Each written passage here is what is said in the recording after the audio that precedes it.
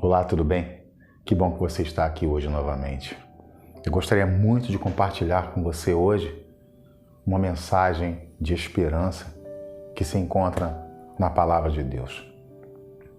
Uma palavra de esperança para hoje, para todos os momentos, porque a Bíblia é sempre atual. A Palavra de Deus é sempre atual. Ela não é uma história com E, mas uma história com H. Uma história real de pessoas que viveram, que tiveram com o Senhor, que viveram uma história com Deus, que nos deixou um legado escrito, presente e atual para as nossas vidas. Mas antes de lê-la, eu queria convidar você a orar comigo. Muito obrigado, Deus, pela Tua palavra, santa, justa, boa, atual, Senhor, que nos ajuda a tomar decisões certas, Deus, nesta vida, que nos ajuda andarmos por caminhos bons e não caminhos ruins, maus, Senhor, perverso, Deus, que nos exorta, que nos ampara, Deus, que nos dá alento, que nos dá alimento, Senhor, para crescimento, tanto físico quanto espiritual. Muito obrigado por ela. Muito obrigado, Senhor, porque o Senhor é a palavra viva. Eu te agradeço, em nome de Jesus Altíssimo. Graças a Deus. Amém. E eu quero compartilhar para mim e para você hoje a palavra de Deus que se encontra no livro de Romanos, uma palavra de esperança. E eu vou provar na Bíblia que você não está sozinho. Romanos, no capítulo 8, a partir do versículo 18, diz assim a palavra do nosso Senhor e Salvador Jesus Cristo. Para mim, tenho por certo que os sofrimentos do tempo presente não são para se comparar com a glória por vir e a ser revelada em nós. A ardente expectativa da criação aguarda a revelação dos filhos de Deus, pois a criação está sujeita à vaidade, não voluntariamente, mas por causa daquele que a sujeitou, na esperança de que a própria criação será redimida do cativeiro da corrupção para a liberdade da glória dos filhos de Deus, porque sabemos que toda a criação, a um só tempo, geme e suporta angústias até agora. E não somente ela, mas também nós que temos as primícias do Espírito, igualmente gememos em nosso íntimo, aguardando a adoção de filhos e a redenção do nosso corpo. Maravilhosa, como eu sempre digo, e poderosa, libertadora é a palavra do Senhor. Muito obrigado, Deus. Aqui, Paulo justamente mostrando a Romanos a esperança dessa vida, de uma vida futura, né? E ele já começa justamente no versículo 18, falando o seguinte: porque para mim, Paulo, ele se colocando como exemplo, eu, Paulo, né? Para mim, tenho por certo que os sofrimentos do tempo presente, ou seja, de agora, né, não são para se comparar com a glória por vir a ser revelada em nós. Que maravilhosa é essa afirmação do apóstolo Paulo, porque sabemos que Paulo foi, se não o maior propagador da palavra de Deus, né, o maior disseminador do evangelho de Cristo por toda... Paulo tem as viagens missionárias de Paulo que são fantásticas, que na verdade durou-se anos e anos. Paulo parava em certos locais, né? Ficava 2 anos, ficavam 8 anos, ficavam 10 anos cuidando das pessoas e ensinando. E nós vemos na palavra de Deus, é só você pegar justamente o livro de Atos e dar prosseguimento na palavra, que Paulo sofreu açoite, foi a prisões, né? Enfim, a vida como um evangelista que Paulo foi, se não me engano, digo realmente por certeza, que foi o maior evangelista que houve até hoje, sofreu muitas coisas, mas o interessante é que ele já começa nesse versículo a mostrar que ele, né? Porque para mim, eu, Paulo, como eu disse, eu tenho por certo que esses sofrimentos que agora eu estou sofrendo, tudo isso que tenho passado pelo Evangelho, tudo isso que eu tenho passado na vida, né, os sofrimentos, a falta de, talvez, de alimento, talvez ele passou frio, Paulo com certeza viveu noites em cadeias, prisões, não tinha ninguém ao lado dele, porque às vezes o Evangelho e seguir a Cristo é realmente algo só, é você com Deus, sou eu com Deus, todas essas privações que Paulo fala que passou, né? Justamente para que o evangelho fosse pregado, para que o evangelho fosse disseminado justamente a todas as outras regiões, que pessoas viessem a ser salvas pelo evangelho, libertas pelo evangelho. Paulo levado ao cativeiro, sendo privado de comida, sendo privado de pessoas, sendo privado talvez de um teto, com certeza deve ter dormido inúmeras noites ao relento, né? Com certeza passou dias de sol, né? A pico lá em cima, mas ele fala que tudo isso que ele passou não se compara, porque ele fala no presente tempo, agora. Por isso que eu comecei falando que a Bíblia, ela é atual, sempre atual, não é porque isso aqui é um passado escrito, vivido por pessoas que eram verdadeiros cristãos, que ajudaram a disseminar, né, a partilhar, a espalhar o evangelho, as boas novas ao mundo, que passaram tantas privações, como Paulo coloca aqui. Ele fala que esses sofrimentos do tempo presente, que ele passou e que muitos cristãos estão passando agora no mundo, essas privações e essas provações, ele termina falando, não se podem comparar com a glória que está por vir a ser revelada a nós. Caramba, que fantástico isso! Paulo coloca justamente esses sofrimentos em segundo plano. Ele coloca mostrando que aquilo que ele passa, que vale a pena, porque existe um prêmio, existe algo muito maior que não se compara ao que ele coloca. Ele fala que não há comparação alguma, não tem como imaginar, não tem como nós, com a nossa mente finita, né, conseguirmos discernir, imaginar, nem a maior ou a melhor mente ou a mais intelectual ou a mais sábia de toda a humanidade, ela tem o poder de discernir, de enxergar aquilo que está guardado para todos aqueles que estão em Cristo Jesus, essa glória. O que é fantástico que agora no versículo 1, Paulo faz justamente uma separação. Ele fala em sofrimentos e fala glória. E eu te mostro uma coisa fantástica aqui. E digo para você, meu irmão, para mim, para nós, que viemos aprender com a palavra de Deus, que sofrimento é algo temporal. O sofrimento passa. O sofrimento fica, né? Mas a glória, ela é eterna. Ou seja, a eternidade está reservada para todos aqueles que amam a Deus, para todos aqueles que reconhecem Cristo como Senhor e Salvador, para todos aqueles que creem na palavra de Deus, para todos aqueles que, através do Espírito Santo, reconhecem seus pecados, se arrependem e aceitam em Cristo como Jesus e Senhor e Salvador, que aceitam as boas novas, ou seja, essa glória que o apóstolo Paulo começa a colocar aqui no versículo 1, fala que, na verdade, não é comparado a nada nesse mundo, a nada que jamais passou na minha mente, na sua mente, no meu coração, no seu coração, nada que nós já vimos, pensamos, sonhamos, que nós talvez tenhamos posto enfim, por qualquer coisa, não interessa, seja o que for, não há como discernir, não há como nem pensar ou imaginar aquilo que Deus tem guardado para aqueles que o amam.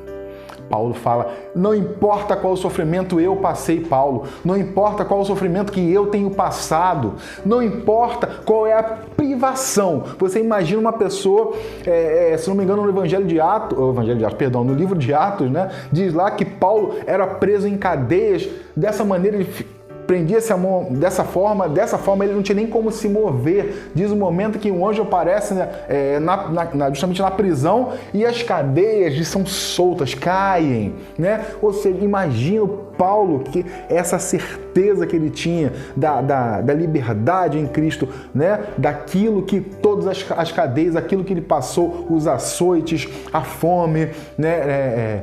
A privação do teto, como eu disse, tudo, qual sofrimento for, a enfermidade, tudo, esse sofrimento presente não se pode comparar com a glória que está separada em Cristo Jesus, na eternidade para mim e para você. Que palavra maravilhosa! Isso é que eu digo que é uma palavra de esperança, é uma palavra de fé, é uma palavra de conforto. É uma palavra de que você tenha certeza, porque a Bíblia ela é inerrável, a Bíblia não erra.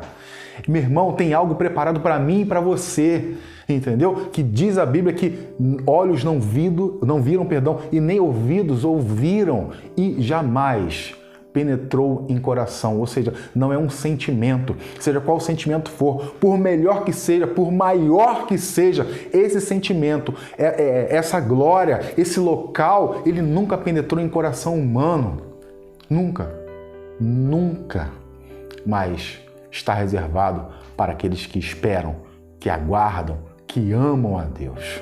Que palavra fantástica é essa, querido? Que coisa maravilhosa! É a certeza de um futuro na eternidade, sem justamente esses sofrimentos, sem medo, sem dor, sem fome, sem cadeias, sem enfermidades, sim, na eternidade, glorificando ao Pai de dia e de noite. Louvado seja o nome do Senhor. Vamos continuar discernindo aqui sobre a palavra de Deus, que é maravilhosa. Continuando.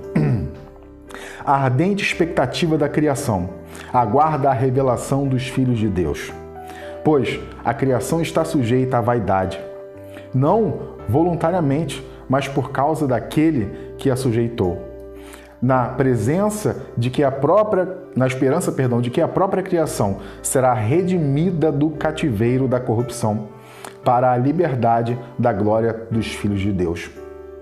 Porque sabemos que toda a criação, a um só tempo, geme e suporta angústias até agora. Oh, louvado seja o teu nome, Senhor. Existiu um filósofo, né? E o nome dele era John Stuart Mill.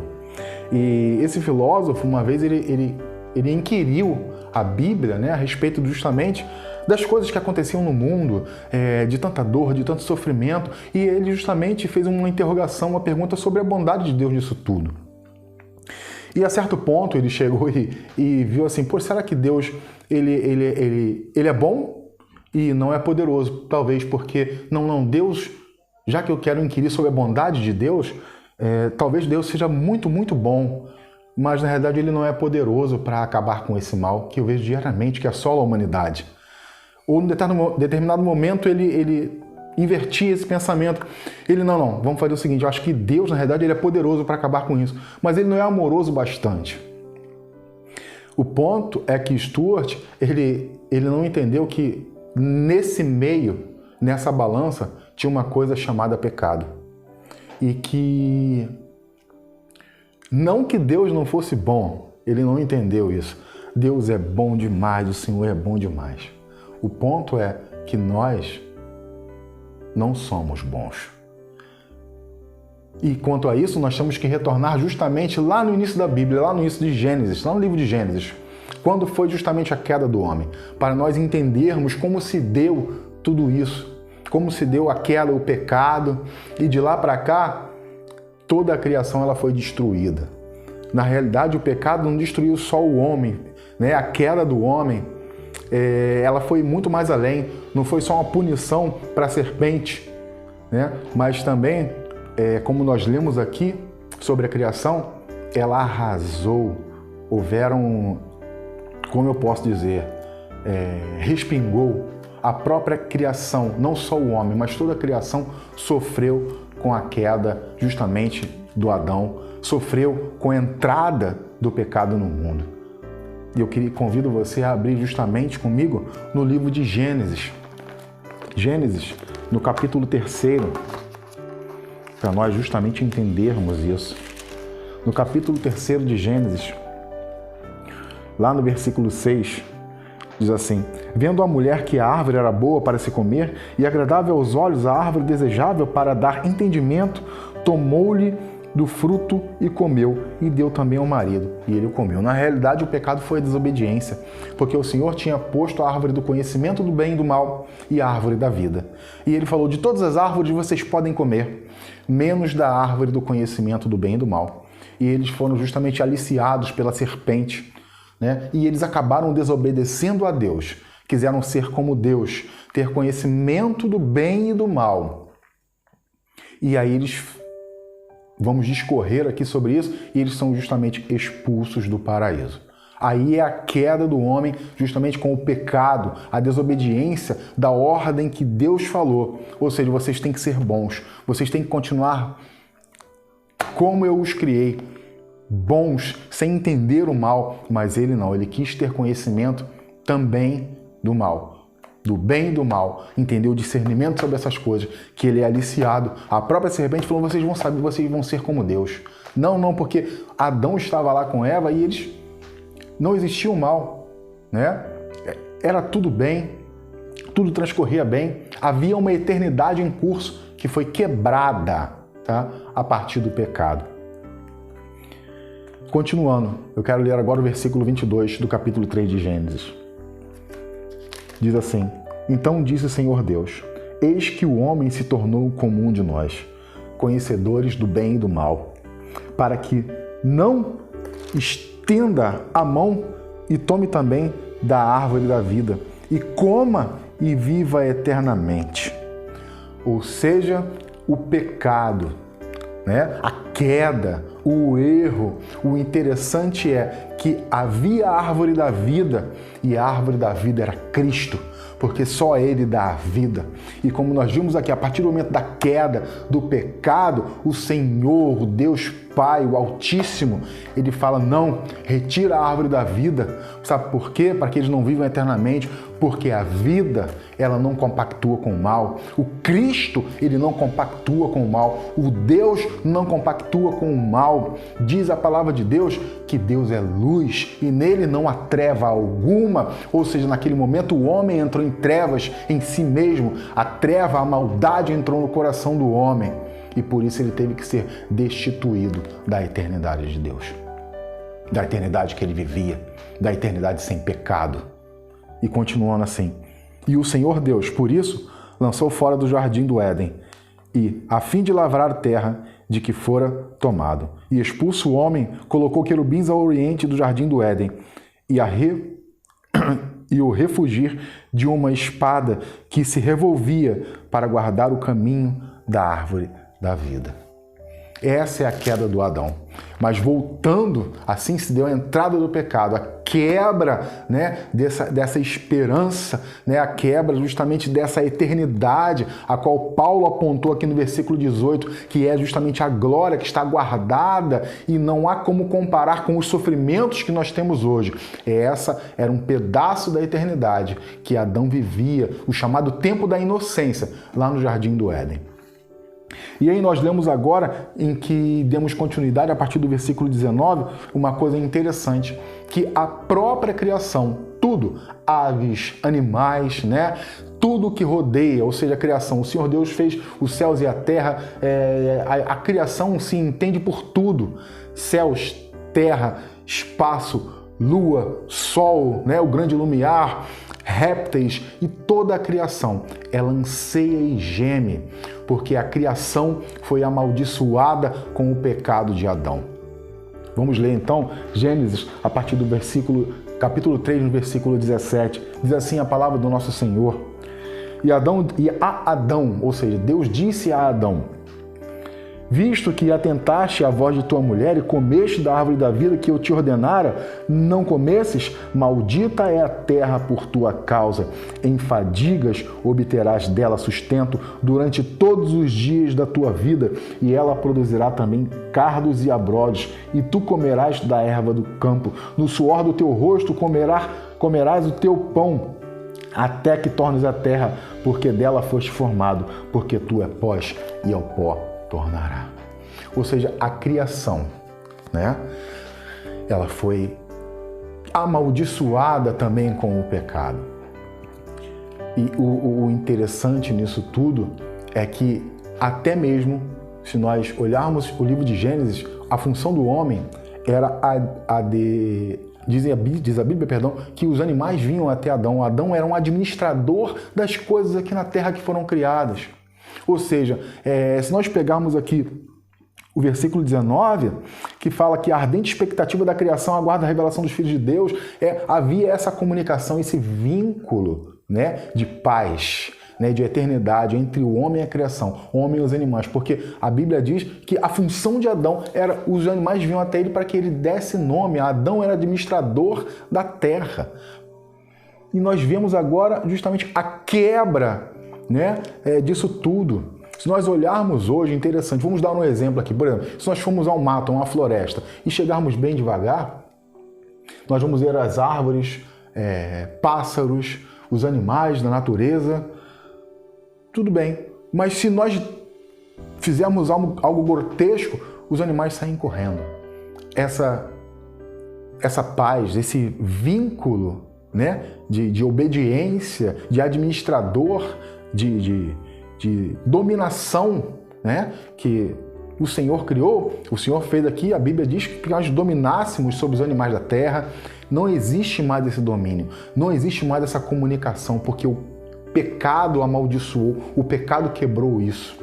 E Paulo diz aqui uma palavra de esperança para mim e para você hoje, que devido a essa quebra, né, a esse sofrimento que o pecado, desde lá do início, vem trazendo a toda a humanidade até hoje, essa glória, essa paz, né, que nós esperamos, ela é algo realmente que não há como se comparar com todo o sofrimento que o pecado de Adão lá no Éden, que transferiu-se por toda a terra, por toda a criação, não tem como se comparar. Porque o pecado, diz lá em Romanos 6:23, o pecado do salário é a morte, ou seja, o pagamento pelo erro, o pagamento pela transgressão, né? O pagamento pelo pecado, aquilo que recebemos quando pecamos é a morte. E foi justamente isso que aconteceu lá no início.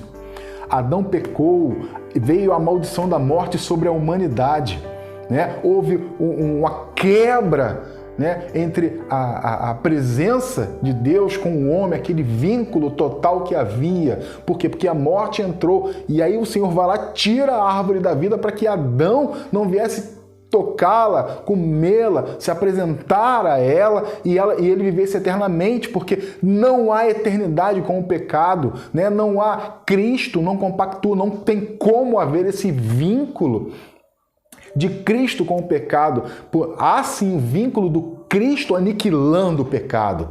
Aquele que se rende ao Senhor, que crê no Cristo, na ressurreição, aquele que morreu na cruz, o Cristo vem. Ou seja, no início, Cristo é retirado devido ao pecado. E ele volta na cruz, que isso é maravilhoso, por causa do pecado. Mas agora ele volta para justamente banir o pecado. Aqueles que o aceitam como Senhor e Salvador, aqueles que creem na cruz, que ele ressuscitou, ele tira o pecado. E um dia ele vai voltar nas nuvens, diz a palavra de Deus, para buscar a igreja que o aceitou e que em Cristo Jesus não tem mais pecados. E um dia ele voltará posteriormente com a igreja para aniquilar os pecados. Olha que coisa fantástica. O que eu quero mostrar para você aqui, meu irmão, hoje, para mim e para você, é que nessa luta diária, nesse sofrimento em que a terra vive, em que muitos estão passando diariamente, nem você, nem eu, nem ninguém, nós não estamos só. Não só os seres humanos, mas tudo o que foi criado, toda a criação, diz a palavra de Deus aqui no versículo 22, porque sabemos que toda a criação, a um só tempo, geme e suporta as angústias até agora. Ora, a própria criação geme devido ao pecado, à quebra da comunhão com Deus. Ela geme e espera justamente essa eternidade, onde todo mal vai ser quebrado, julgado, posto por fora, e aí sim haverá a verdadeira paz, né? A comunhão que já começou, já foi restabelecida em Cristo, mas que será completa só no retorno de Cristo. Já estamos salvos em Cristo, já temos uma comunhão com o Senhor em Cristo, mas ela só estará completa na glória. E é justamente essa glória que o apóstolo Paulo fala agora, para mim e para você, essa glória que não há comparação com nada. Seja por pior o nosso sofrimento, seja o pior sofrimento desse mundo, mas essa glória em nada se compara com ele. E lá no versículo 23, ele diz o seguinte: e não somente ela, mas também nós. Oh, aleluia! Que temos as primícias do Espírito. Igualmente, gememos em nosso íntimo, aguardando a adoção de filhos e a redenção do nosso corpo. Ou seja, como eu disse para você, você não está só, né? Nós não estamos sós. Não somente nós, ele fala que nós somos as primícias, o melhor, né, do Espírito Santo de Deus. Ele fala, vocês, né, que Deus pegou, redimiu, justificou na cruz de Cristo, e a santificação da vida diária que só estará completa no retorno de Cristo, onde justamente estaremos e vivenciaremos essa glória que ele fala aqui no versículo 18. Vocês não estão só. Todos aqueles que estão no mundo, aqueles que estão agora clamando, buscando, né, vivenciando talvez esse sofrimento diário. Você não está só, existem milhares de pessoas, nós não estamos sós, existem milhares de pessoas nesse momento passando por dificuldades, passando por vários sofrimentos que talvez nem eu e você jamais pensamos, né? A gente não sabe o que realmente cada um passa. Talvez nós viemos a ver uma pessoa que está muito bem, mas dentro o coração está totalmente acabado, com vários sofrimentos que vem acontecendo com essa pessoa. E Paulo vem falar aqui que nós não estamos sós, porque somos primícias do Espírito, ou seja, eu e você não estamos sós. Eu quero deixar essa palavra para você no dia de hoje. Seja qual for o seu sofrimento, seja o que você estiver passando, meu irmão, caramba, eu quero que você se volte agora para a criação do Senhor. Toda a criação, coisa fantástica, ou seja, o mar, os céus, as galáxias, peixes, mamíferos, anfíbios, animais terrestres. É uma coisa tão grandiosa que eu quero que você perceba a grandiosidade disso tudo. A criação, tente visualizar a criação. A Bíblia diz lá no versículo 1, logo no capítulo 1 de Gênesis, criou o Senhor Deus os céus e a terra e tudo que neles há, tudo. Né? Ou seja, imagine que toda essa criação que foi amaldiçoada, lá logo no capítulo 3 do livro de Gênesis é mostrado isso. Toda ela geme, toda ela clama, toda ela pede, anseia junto comigo e conosco. Ou seja, toda a criação também sofre junto, é isso que nós temos que entender. Há um sofrimento não só nosso, mas toda a criação sofre junto, né? Devido ao pecado lá no início. Tudo isso durante toda a criação, durante toda a história bíblica e até nos dias de hoje, não só os homens foram separados da comunhão com Deus, mas existia uma comunhão também dos animais, existia uma comunhão também de tudo que existe. A perfeição de Deus foi quebrada devido ao pecado e agora toda ela anseia essa glória. Eu convido a você. O que Paulo está nos ensinando aqui é o seguinte, que o nosso anseio por isso tem que ser maior do que o nosso sofrimento. Essa busca por essa glória que eu e você, Paulo está aqui nos ensinando para que nós venhamos a colocar isso como um ponto, né, de satisfação. Você, meu Deus, existe uma glória que espera por mim, existe algo maior. Ou seja, eu quero que você coloque os sofrimentos, que nós venhamos a aprender a colocar os sofrimentos por baixo e entender que existe algo sobrenatural, existe algo muito maior. Existe algo que diz a palavra de Deus que não há como comparar tais sofrimentos, aquilo que nós viemos a passar nesse mundo, seja em que fase de nossas vidas for. Nada disso, a maldição do pecado, nada disso, a queda, a destituição da comunhão com Deus, todos esses sofrimentos que nós, juntamente com toda a criação, passamos dia a dia, seja qual o sofrimento for. Nada disso há de se comparar, louvado seja o teu nome, Senhor, com a glória que nos espera. Aleluia, louvado seja o nome do Senhor. Então que você que está assistindo justamente essa palavra comigo aqui, que nós venhamos a colocar em prática que existe uma glória preparada, existe um local preparado, existe algo infinitamente maior que não se compara a coisa alguma nessa terra, seja qual problema, qual entrave, qual sofrimento for. Isso que está preparado, essa glória, essa eternidade com o Senhor. Nada disso é comparado a qualquer sofrimento, seja qual ele for. Louvado seja o teu nome, Senhor.